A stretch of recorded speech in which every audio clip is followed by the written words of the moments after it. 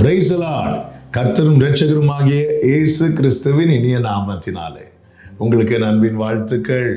இந்த நல்ல நாளை காண செய்த தேவனுக்கு ஸ்தோத்திரம் உண்டாவதாக. கர்த்தருடைய கிருபை உங்கள் அனைவரையும் சூழ்ந்து கொள்வதாக. மார்க்கு சுவிசேஷம் 14வது அதிகாரத்தின் 21வது வசனத்தின் அந்த முதல் 2 லைனை வாசிக்கிறேன். மனுஷகுமாரன் தம்மை குறித்து எழுதியிருக்கிறபடியே போகிறார். கர்த்தருடைய பரிசுத்த நாமம் மகிமைப்படுவதாக. ஆண்டவராகிய இயேசு கிறிஸ்து தம்முடைய முடிவை குறித்து சொல்லுகிறார். இன்னும் கொஞ்ச நேரத்தில் அவரை பிடிக்க போகிறாங்க. அடுத்த நாள் அவரை சிலுவையில் அறைய போகிறார்கள். அவருடைய ஓட்டம், இந்த பூமியிலே மனுஷகுமாரனாய் வாழ்ந்த ஓட்டம் முடிய போகிறது. அதன் பிறகு அவர் மரித்து அடக்கம் பண்ணப்பட்டு உயிர்த்தெழுந்து பிதாவின் வலது பாரிசத்தில் இருக்கிறார். கர்த்தாதி கர்த்தரும் ராஜாதி ராஜாவும் தேவாதி தேவனுமாய் நமக்கு ஆண்டவரும் இரட்சகருமாய் அவர் இருக்கிறார். அவருக்கு எல்லா மகிமையும் உண்டாவதாக. அவருடைய முடிவை குறித்து அவர் சொல்லும்போது எப்படி சொல்லுகிறார் தெரியுமா? மனுஷகுமாரன் தம்மை குறித்து எழுதியிருக்கிறபடியே போகிறார். ஹல்லேலூயா. அவருடைய பிறப்பு முதல் அவருடைய மரணம் வரைக்கும் எப்படி எப்படி இருக்கணும்னு அவரை குறித்து ஏற்கனவே எழுதப்பட்டதோ அப்படியே இருந்தது. ஆமென்.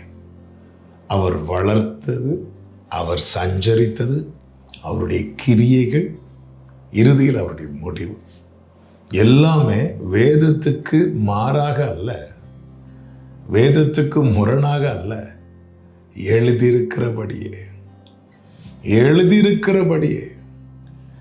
என்னை கேட்குற அன்பு சகோதர சகோதரி, நம் ஒவ்வொருவரை குறித்து கர்த்தர் எழுதி வைத்திருப்பார் அல்லவா? அப்படியே நம்முடைய ஓட்டம் இருக்குமானால் நம்முடைய ஓட்டம் எப்படி முடியும் தெரியுமா? ஜெயத்தோடு. இயேசு சிலுவையில் என்ன சொல்லுவார் தெரியுமா? இட் இஸ் ஃபினிஷ்ட் அப்படிம்பார். பொதுவாகவே 2 நாட்டுக்கு இடையில் யுத்தம் நடக்கும்போது அந்த யுத்தத்தில் ஜெயிக்கிற தளபதி சொல்லும் வார்த்தை தான் அது. ஜெயிக்கிறவங்க சொல்லுகிற வார்த்தை தான் அது. ஃபினிஷ் பண்ணிட்டேன், முடிச்சிட்டேன், யுத்தத்தில் ஜெயிச்சிட்டேன். இயேசு அதை சொன்னார். எழுதியிருக்கிறபடியே. நம்முடைய ஓட்டம் எழுதியிருக்கிறபடி தான் போகுதா? ஆமே, நாம் அப்படிதான் சஞ்சரிக்கிறோமா? வேதம் சொல்லுகிறது நமக்கு நியமித்த ஒரு ஓட்டம் இருக்கிறது. அதை பார்த்து போகணும்னா நம்முடைய கண்கள் இயேசுவின் மேலே பதிய வைக்கணும். இயேசு எல்லாவற்றிலும் பிதாவை நோக்கி பார்த்தார். நாம் நோக்கி பார்க்கும்படி நமக்காக உயர்த்தப்பட்டவர் நம் ஆண்டவராகிய இயேசு கிறிஸ்து. நான் உயர்த்தப்பட்டிருக்கும் போது எல்லாரும் என்னிடத்தில் இழுத்துக்கொள்வேன் என்று சொன்னார் அல்லவா? நமக்காக அந்த சிலுவையிலே உயர்த்தப்பட்டார். அங்கேதான் நம்முடைய துவக்கமும் இருக்கிறது. அவரையே நோக்கி ஓடும்போது நமக்கு நல்ல முடிவும் இருக்கிறது. அவர்தான் நம்முடைய முடிவு.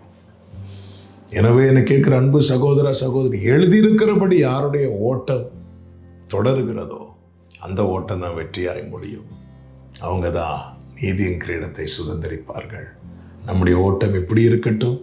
கர்த்தர் அந்த கிருபை தருவார். ஆவியானவர் நம்மை வழி நடத்துவார். ஜெபிக்கலாமா? எங்கள் நல்ல தகப்பனே, நீர் உம்மை குறித்து சொன்னீர், மனுஷகுமாரன் எழுதியிருக்கிறபடியே போகிறார் என்று. அப்படியே எங்கள் வாழ்க்கை தொடர ஆவியானவரே எங்களை ஆட்கொண்டு நடத்தும். இயேசுவின் நாமத்தில் பிதாவே, ஆமென்.